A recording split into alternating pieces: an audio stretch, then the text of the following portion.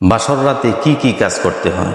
আপনারা এখনো যারা বিবাহ করেন নাই কিংবা সামনে বিবাহ করবেন, আজকের ভিডিওটি একমাত্র তাদের জন্য। ভিডিও শুরু করার আগে আপনারা যদি এই চ্যানেলে নতুন হয়ে থাকেন তাহলে অবশ্যই সাবস্ক্রাইব করে দিবেন। বাসর সজ্জায় কি কি কাজ করতে হয়? সর্বপ্রথম স্বামী যখন ঘরের মধ্যে প্রবেশ করবে, সালাম প্রদানের মাধ্যমে ঘরের মধ্যে প্রবেশ করবে। 2 নাম্বার, সে সুগন্ধি ব্যবহার করবে, পবিত্র হবে। 1 নম্বর সালাম দিবে, 2 নম্বর সুগন্ধি ব্যবহার করবে, পবিত্র হবে।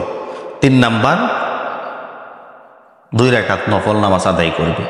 এই নফল নামাজ একা একা আদায় করতে পারবে, অথবা স্বামী ইমাম হয়ে স্ত্রী পিছনে থেকে এভাবেও নামাজ আদায় করবে।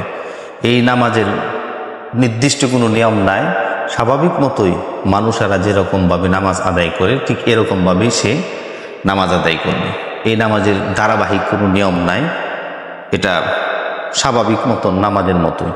1 নম্বর হলো সে সালাম দিয়ে ঘরে ঢুকবে, 2 নম্বর হলো সে সুগন্ধি ব্যবহার করবে, পবিত্র হবে। 4 নম্বর হলো 2 রাকাত নফল নামাজ আদায় করবে।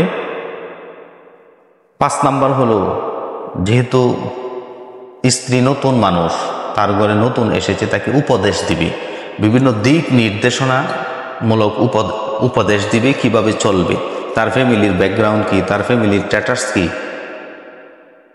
এইগুলা তাকে বোঝাবে। উপদেশ দেওয়ার পর তার কিছু প্রশংসা করবে।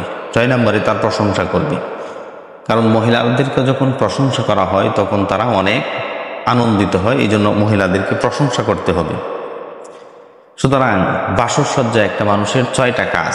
1 নম্বর সালাম দিয়ে সে ঘরের মধ্যে ঢুকবে, 2 নম্বর সে সুগন্ধি ব্যবহার করবে, 3 নম্বর সে পবিত্র হবে, 4 নম্বর নামাজ আদায় করবে, 5 নম্বর উপদেশ দিবে এবং 6 নম্বর তার প্রশংসা করবে।